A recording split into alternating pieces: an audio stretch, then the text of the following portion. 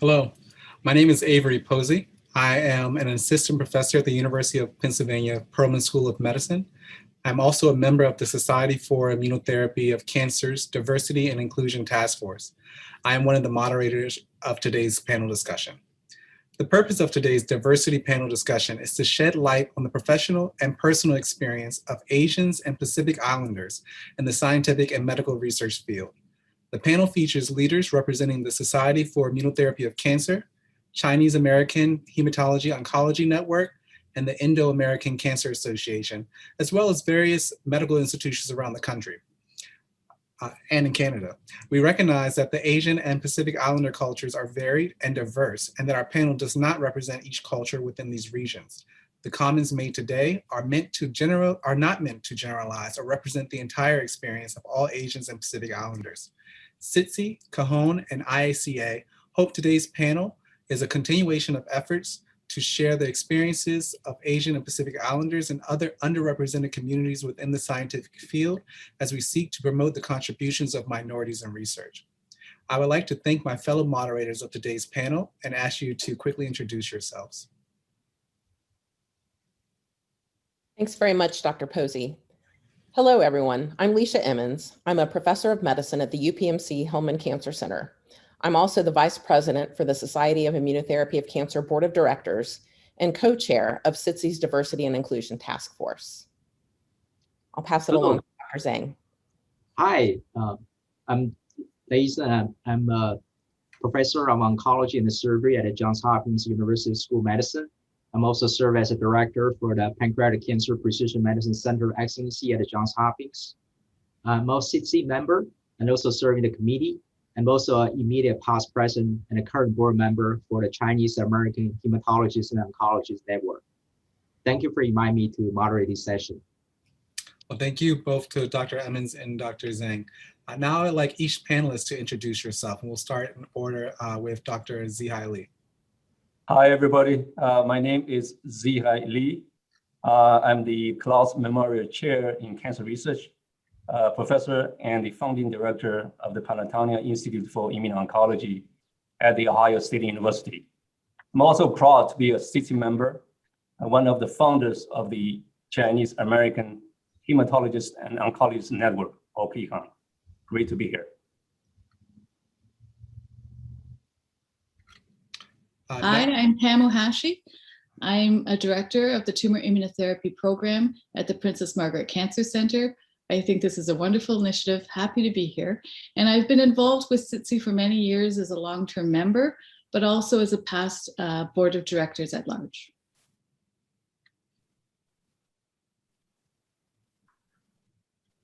Dr. Sharma. Hi, I'm Dr. Padmani Sharma. I'm a professor of geomedical oncology and immunology and the scientific director of the immunotherapy platform at MD Anderson Cancer Center. I've been a past member of the SITC board and a current annual meeting organizer and a longtime member of SITC, and I'm looking forward to this discussion. Thank you for having me. And Dr. Sun. Yeah, my name is Zheng Sun. I'm a professor of medical oncology and medical oncology division chief at the University of Kansas. And I'm also associate director of a cancer center. And I'm a SITC member and I'm a former president and board chair of CAHON. And I'm the president of IACA, which is the International Society of GI Oncology. It's great to be here. Thank you. Thank you for all of you for participating in today's panel discussion. I'm going to represent the panel moderators. The first, like to share a report from the American Medical Association, Association of American Cancer Institutes on workforce disparity.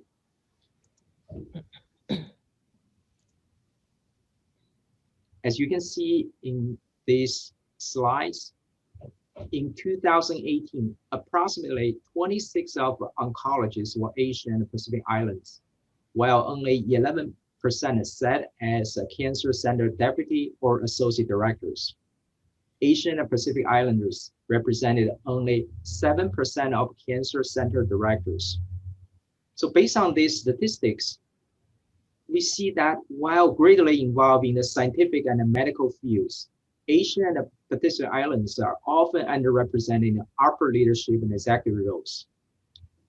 So before we ask the panelists that you're all very successful as a leader now, we would like to hear about how your personal path in science or medicine field lead to your today's success. I'm going to start with Dr. Zihai Li. So Dr. Li, how did you feel your work was received when you just started your professional career? Was it difficult for you to find opportunities for employment? Thank you, Dr. Zheng, for the question. And again, thanks to CT for organizing this event. Before I answer your question directly, I really want to introduce a little bit about myself. I consider myself as extremely lucky guy. I grew up in central China with extreme poverty, without running water, electricity, and so forth. But my childhood was soaked with love, with happiness, and I was taught early on about the value of hard work and knowledge. Importantly, I think I was very fortunate to go to college and complete my medical school in China. This was followed by my postgraduate training in the United States, including my PhD in immunology at Mount Sinai in Manhattan. Then a residency in internal medicine in the Montefiore Medical Center of the Albert Einstein College of Medicine. And then I completed my Med-Onc fellowship at the Fred Hutch Cancer Research Center in Seattle, Washington.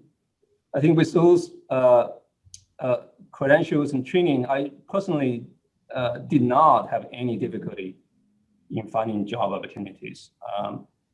I have to say, back then, from the 1990 to 1997, I frankly also did not consider myself as a foreigner because folks around me was incredibly diverse and supportive, and they were just as curious about me as I was about them. So when I was a PhD student, for instance, I did my rotation with a Taiwanese professor, a Jewish American professor. My chair of the Department of Microbiology and Immunology was, I think still is, Dr. Peter Polisi, who was a first-generation immigrant from Austria. My PhD mentor is Dr. Pramod Srivastava, who is just sheerly incredibly amazing tumor immunologist and in India, America, who supports me academically, personally, without any condition. So these are the best people, the people who are surrounding me and supporting me, and who mentor me, influence me, and continue to shape who I am. So I think when talk about young AAPI, what will be my advice to the young members of the community? I think you really need to find a good mentor. You need to find probably a team of mentors who really care about who you are, who embrace you fully, who support you without any conditions, regardless of the color of your skin or your ethnicity. I think I'm very thankful for being surrounded by those people during my career. Thank you, Dr. Li. I'm glad you have a very positive experience when you start your career. Can you remind me which year did you start your career? So I completed my training and everything, I think in 1997, and then my first faculty position was immediately after that in University of Connecticut. And again, back then, I think, the future was so bright to me. I just finished my training. I felt like finally I was able to run my independent lab and everything. Once again, I tend to go to people who support me. And perhaps this is my trick for avoid those people who have hatred, who don't seem to appreciate what we can deliver, what I can deliver. So again, I had a very, very positive experience. Thank you. do you think now the current academic environment different? What would your advice for the current, people who's actually is in the beginning of their career, how they can maximize their potential? Well, I think one has to have optimism and one has to believe the beauty of humanity. I feel like we have a lot of people from different background and culture who may not hold the same view, but you got to present a chance for them to know who you are and what you can deliver, what you can contribute. I think this is true in academia. This is true in every corner of the society. I feel like there are lots of difficulty due to whatever reasons, which we don't have time to elaborate. But you gotta have hope. You gotta have confidence. And starting with a dialogue, starting with a communication, starting by presenting yourself fully to them. And I think we will collectively make this planet a better place. Thank you. I'm so glad you provide this positive attitude for the many of us, and also the younger people who just started their career. Now I would like to ask Dr. Sharma. I also wanted you to share your experience of how you started your professional career, and also want to ask you. I'm sure you have in your professional career you have mentors or advisors who are Asian or Asian American. How is your experience with mentors and advisors who are Asian American? So I did not have advisors or mentors who are Asian American, to be honest. Similar to what Dr. Lee said, I came here as an immigrant, and I completed my training here in the United States from undergrad, medical school, my MD, PhD.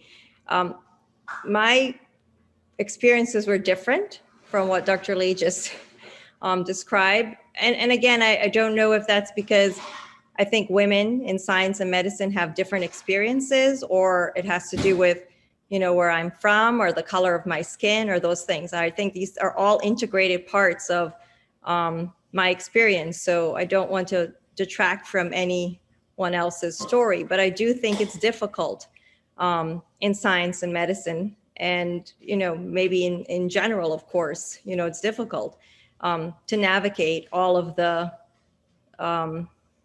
unconscious bias and the conscious bias that exists out there.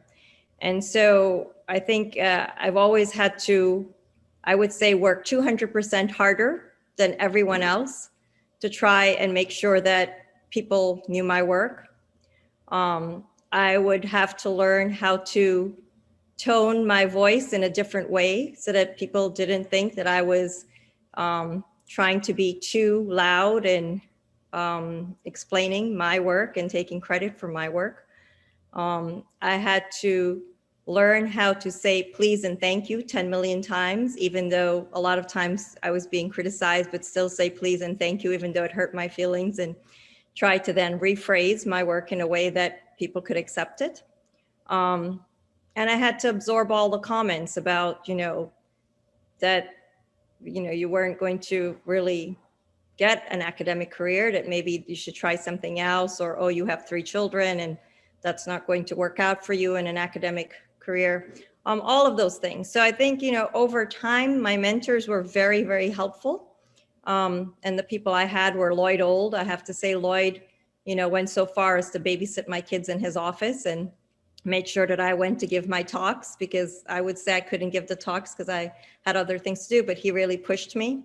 And these are the kind of people that, they see you in a different light. And over the years, I've learned how to mentor my own students, hopefully in ways that, we don't have to do it so much. Maybe we don't have to say so many pleases and thank yous, and maybe we don't have to tone down our voice so often, because maybe it's okay that we are who we are, and people shouldn't be putting us in a box. I mean, we shouldn't be put in a box that I'm supposed to speak quieter because I'm Asian, or I'm supposed to not say things in a certain way because I'm a woman, or, all of these things that you spend so much energy and effort trying to deal with I could have used that energy and effort towards my science, to be honest. So I do think mentorship really helped me to get to where I am now. And I'm grateful, and I want to do that for lots of other people. Thank you. Thank you for sharing your experience. Then I want to ask if there would be a Asian leadership within your working environment and your professional network, do you think that will be change what your experience? You wouldn't naturally have to spend double the effort in order to get success? I absolutely think so. When I look at the people in my lab right now, everyone looks like me. I have all these women who look exactly like me in my lab right now. And I think it's because you are drawn to the mentors who have shared your experiences and can maybe help to open doors and make things different. The next generation should be different. They shouldn't be dealing with the same thing. So yes, I would have loved to have had a mentor who could have helped me figure some of these things out and maybe recognize some of the struggles I was having. And again, I'm grateful for the mentors I had. They were phenomenal men like Lloyd Old, Chris Logothetis, Dean Bajoran, incredible men. But they certainly didn't know my experiences, nor could I expect them to. But I think they did an incredible job of mentoring me, but I think we can take it to the next level of making sure we recognize what are some of these unconscious biases, and again, conscious biases that are still happening. Thank you. Now I'm going to ask Dr. Ohashi. Both Dr. Lee and Dr. Sharma actually provide their aspect of how they actually start their career and what their actually is Dr. Lee and Dr. Sharma, really raise a different aspect. And so in your experience, can you touch on the same topic as they actually discussed? Yes, happy to. I think I'll start like Dr. Lee did and say a little bit about how I came to the position I have today. And that is, I did my PhD with Dr. Tak Mak, and that was at the time when he just cloned the T-cell receptor. So T-cells, it was just a very exciting time in the field. And then I did my postdoc with Professors Rolf Sinkernagel and Hans Hengartner. And their labs were very strong in viral immunity. And so I learned a lot from them as well, both scientifically and as a mentor. So I feel I had very strong mentors, and they really helped launch my career. I was very fortunate in that the timing was such that I could get a what I thought was a good position back at the Princess Margaret Cancer Center, working again with Tak Mak. And this was when he had just made lots of knockout mice. And so there was just so much to do, very exciting times. And so I actually, things just went smoothly. I think much like Dr. Lee, I just had, my timing was good. There was so much exciting work to be done, and we just had to, put everything together and move forward. So it was very exciting and very positive. Something that happened, though, that was curious for me was early on in my career, I guess, after I got my scientific, I guess they're called a senior scientist position, or my first associate professor position, so the early entry level. Of course, you go to many international meetings, and one thing that I found was very stuck in my mind, really, was one of the Asian doctors who was very successful at the time kind of said, come here, I want to talk to you. And so I said, okay, let's have a little chat. And he said, I have to warn you, as an Asian in science, you're going to have a hard time. And this was a male telling me that I'm going to have a hard time. And I thought, okay, well, I took that as to heart, and I thought, well, let's see what happens. And I was kind of prepared for a struggle going forward. And I was very fortunate. I think I was invited, for example, for many Keystone talks. And as an organizer of Keystone meetings, I know one of the things, after I was invited actually a few times, I was asked to organize the Keystone meetings. And that one of the criteria at the time is really make sure you have a good representation of women and a good representation of minorities, even back at that time, which was, I would say, I can't remember, like mid-90s at this time, right? So because of that, I always felt that I was at an advantage, not a disadvantage, because I clicked 2 checkboxes. I clicked the minority, the Asian, and I also had the women checkbox. So I was invited to many international meetings. I was very grateful to be able to have such recognition early on in my career. And so it, in my opinion, actually went quite smoothly. And I was very happy about that. But I have to say, at these meetings, again, the same thing happened. Another very successful Asian male scientist, and I would say, you know, top notch, Howard Hughes, investigator, another time pulled me aside and he said, I have to tell you something. It's going to be hard as an Asian. So I almost got the opposite impression that the male Asians were having a harder time than the female Asians, because I was actually very, very fortunate, and I could say my international recognition was way higher than or bigger than I thought I would ever achieve. So I had a very positive experience early on in my career. Thank you for sharing with us. And look like, you know, you all experience a very supportive environment, but also feel like there's a very high standard to, you know, you have to get there. Okay, thank you. And Dr. Zheng, can I ask you a very sensitive question? When you just started your professional career, did you feel your voice in the workplace was stymied just based on your race? Yeah, and the straight answer is like Dr. Sharma said, is yes or no, you know, because as conscious or subconscious, because and also when you entry different level, when you're resident, when you're fellow versus your junior faculty versus your division chief now, you know, so there are different way. I think I say emphasize is a mentor is very, very, very important, because I think most people's success, like, you know, all we're sitting here, we have to give a lot of credit to our mentor, because when you're junior faculty, when you are resident fellow, well, you know, you, on the one hand, you say, we believe working hard will be recognized, you know, but on the other hand, you're to the certain level, the shine, you don't want to make the people look you differently. You want to sometimes you want to feel so much to be as a group, but not as a, you know, outsider, you know. So sometimes maybe we try too hard, you know. That means sometimes you try to hurt too hard, you might hurt more, you know. I mean, that's both ways, you know. Kind of Dr.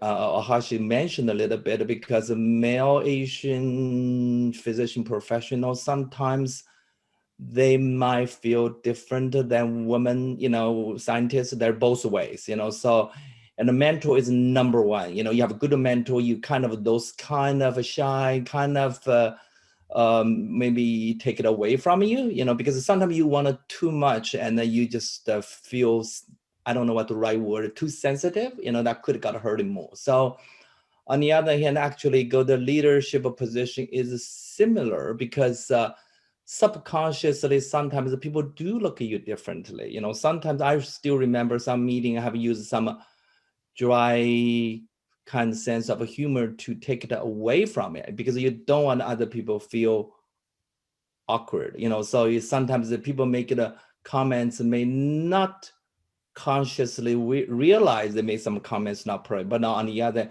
you want to make the conversation continue. You want to not to put yourself in a funny position. It is true, you know, so that's why I would say yes or no, and also different level, you know, so, and that's the kind of situation we need working on the both ways, you know, that's important. Thank you. Thank you, Dr. Zheng. Now gonna pass to my co-moderator, Dr. Emens. Thanks very much. I really appreciate you all for sharing a bit about your personal professional journeys. I'm actually quite curious to hear a little bit more about your views on the broader experiences of Asian Americans in both science and medicine. So first, I'd like to direct a question to Drs. Sun and Sharma. And I'm curious how you would describe the current state of Asian American representation within the cancer research community.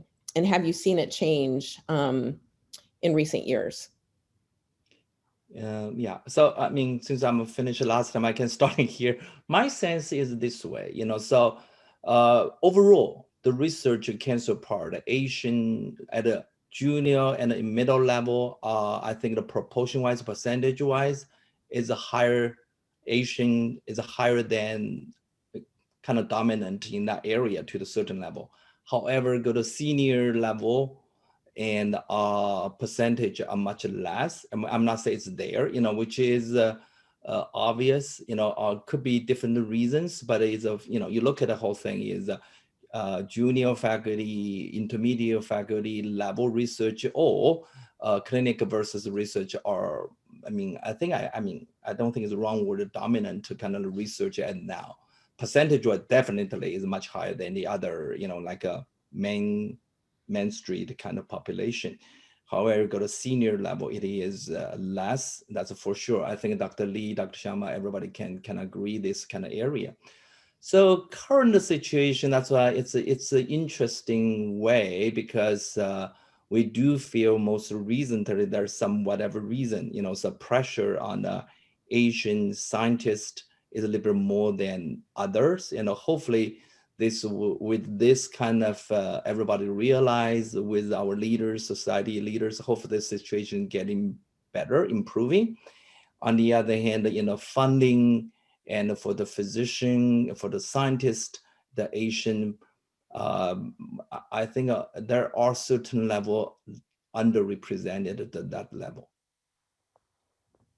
Thank you very much, Dr. Sharma. I'm curious what your experience has been and what your thoughts are. So, I mean, for me, I feel again that yes, at the junior level, there are quite, high numbers of Asians and within the field of medicine and science. I think at the leadership levels, yes, it falls off. And more importantly, I feel like when you look at the awards, when you look at the honors, when you look at, I sit on so many award committees, and you don't see the names in the same way. If there are 10 people being nominated, you'll see that you get to the finalists too, and they're not, the Asians are not in there, right? It's very interesting to me that even in the nomination groups, you see very few, maybe 1 out of the 10. So I feel as if, yes, they're there, but somehow the recognition, the acknowledgement for their work, the same way that, if there's such a large percentage in the junior levels, what's happening in the senior levels and what's happening in the award levels, even for the junior people, it's a little mind-boggling. And beyond that, it hurts. It really hurts. I want to say that, because when you notice these differences, it really is a slap in the face. It really makes you think, what is going on? How can that be that we are such high numbers, and yet you don't see that on any of the award sites that should be recognizing the people? That's, and I try to correct that when I'm on there, to point out that we need more representation. We need to seek out nominations from other people. And I think that's something that SITC and other organizations need to work on. Yeah, 100% agree with that, because sometimes, junior Asian, researcher or clinician, they can even sometimes people call it like overrepresented, to the certain level. I think that's kind of interesting, yeah. By numbers, but that's why the award is not there, but numbers, people some even make a comments called overrepresented. It's kind of interesting. And we'll move on to Dr. Lee. I'm wondering if you could share what your experience has been like in seeking promotions and in climbing the professional ladder in the cancer research community. Well, by the way, before I answer that question, I just found out that President Biden signed the anti-Asian hate crime bill into law just today. Very exciting new day. Question about academic, advancement, promotion, and so forth. Great question. I think we talk a lot about the mentors and the mentorship, and how vital mentoring is important for everyone's career. I think this applies to promotion and climbing the academic ladder as well. I'm a huge fan for having a coach, not the paid professional kind of type of coach, but really, find people who are genuine, cares about you. Prior to my current job, I did interview for directorship of several cancer centers, immuno-oncology institutes, and so forth. I think I'm here in Ohio State. I think it's a combination of a lot of things, the community support, the institutional commitment, and so forth, that made me to decide to come here. But this really should be done not as a personal decision. I feel it should be considered very carefully, discussing with the team. And when I say team, I really mean your mentor, your friends, your colleagues, and everybody around you of diverse background.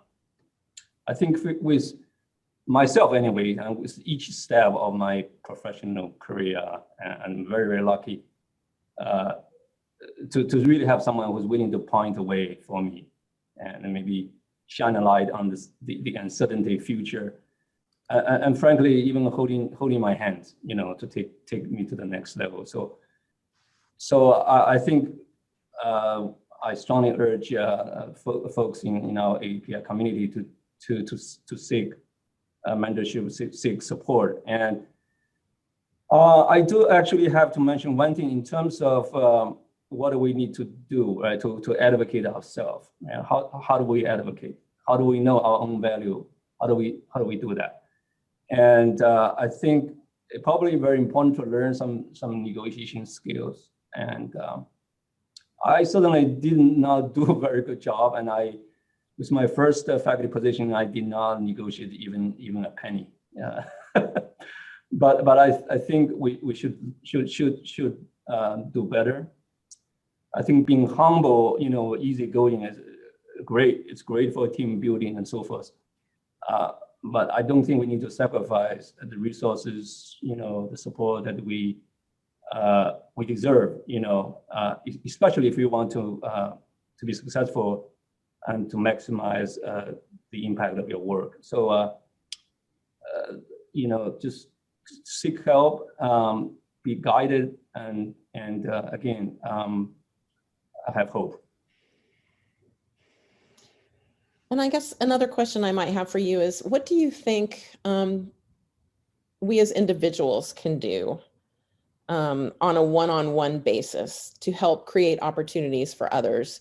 People talk about unconscious bias. So, how can we combat that? It's almost like you have to have enough self-awareness to take a step back if you're planning an event or developing a roster of individuals for an award, and really objectively look at the nominations that you've come up with. Yeah, I mean, very, very important and difficult thing to deal with. I think when we talk about role models and in leadership positions and so forth, it's so important it is, right? I personally, I don't know how many times I actually cried when Obama was elected to be the first African-American president. It was truly amazing. But we mentioned about this bias. I just looked it up, the availability bias.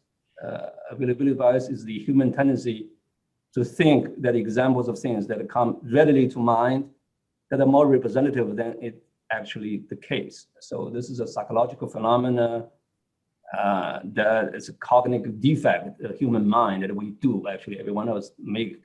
And this unfortunately hamper our critical thinking. So we're gonna have to be aware of that. We need to train ourselves, as Dr. Sun was saying, subconsciously there is a bias. And just because there's not so many leaders that, in Asian heritage, and we just need to do more work. And Dr. Sharma was saying we probably need 200% effort somehow to make change. And I'm so pleased that CC is taking on this issue. Great, thanks very much. Dr. Ohashi, I'm curious if you could talk a little bit about how your experiences have been different in other countries as compared to the United States or Canada? Yeah, so actually, I'd like to make the point, even from the first discussion of the first round of questions, one thing that struck me is I'm actually Canadian. I'm born in Toronto, so I don't feel like I had to, despite ethnically I look different, I don't feel like I had to come and fit into society because I had some confidence already kind of built in because I was born there. So that might have influenced some of the early aspects of early career development. But getting back to your question, so what's my perspective? So being Canadian, I can say our institute and progression through the ranks, coming back to those concepts, our institute had a very well defined document in terms of what we had to do to progress through the ranks, associate professor and onwards. And so meeting that criteria was very straightforward, and I knew really what to do. The guidance was there. But what was lacking, actually, I find there was a big disconnect between progression through the ranks and getting all those check boxes, but actually the salary. And so somehow there was no one looking out for, am I getting paid according to my contribution to either the field internationally or to the institute? And so 2 times I had to go and say, look, this is what I want to make, this is what I think is a fair value for my salary. And I had to go and ask for that. And, I think it would have been much more rewarding if someone actually said, look, this is your value, and we acknowledge that contribution. But having to fight for it is something I think that was a little bit, suboptimal. So I'm not sure that I could say that is really related to Asian or not, but that was my experience. And then I'd like to just relay another story, because Dr. Lee came up and brought up the point about role models. And I think this is also very important. And so one interesting thing that happened to me as a role model was outside of our cancer center, they actually had pictures of people who made contributions and that they wanted to highlight. And so my face was there in this giant poster, which was kind of embarrassing. But later on, and my name was there as well. And then later on, I got an email from some completely random person, don't know who she was, but she was also Asian. And she said, thank you so much, because it was inspiring. And now, she looked at me as a role model and could see that I could make contributions to the cancer center that was worthy of being on a kind of a poster board, right? So I think it just sent the message to me that it is really important to see that Asian women can be successful, and that we have to keep that in mind to really kind of advertise their success to the rest of the younger generations. Yeah, you never really know who's watching, right? Yeah. It's like raising children. Yeah. Great. So thank you very much. I'd like to turn it over to Dr. Posey. Oh, thank you. So I want to thank you all for reflecting on your personal experiences today and sharing your broader perspectives on the Asian American and Pacific Islander experience in science and medicine. My questions to all of you will deal with what professional organizations like SITC and CAHON and IACA can do to address some of the issues that you've identified. So first, I want to start with Dr. Sharma and then Dr. Sun, same question. How can associations like SITC, CAHON, and IACA improve opportunities for Asians and Pacific Islanders? And I think you've all touched on the importance and value of mentorship. And Dr. Ohashi, I've gathered from you the importance of someone elevating your profile, helping to advertise you. I started those as clear suggestions that came through to me from what you've all shared with me. Dr. Sharma. First of all, I think having these conversations like SITC's doing now and CAHON's doing, I mean, these are important conversations.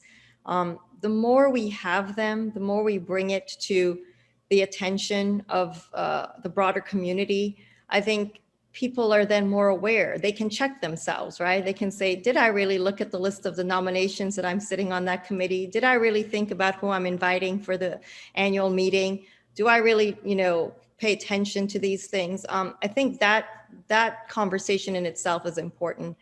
And then partnerships, right? I mean, partnerships with other organizations, partnerships with AACR, with ASCO, with CRI, with academic organizations, to make sure that the message is heard loud and clear, so that, you know, we bring this to other groups who may not be thinking about it. I think that's also very important. And then finally, just to make sure that we continue to mentor the next generation to say, things can change. We are the examples that things can change. And maybe we all had different roads how we got here, but certainly we are in the leadership positions now. And having a voice and a platform means that we must use it so that we can help the next generation. I mean, I firmly believe that that is my goal at this stage in my life, is to make sure that my voice is heard and that I share it in a way that the next generation can feel that hope and optimism that Dr. Lee is talking about, that we've got your back. We're here to make sure that you will succeed.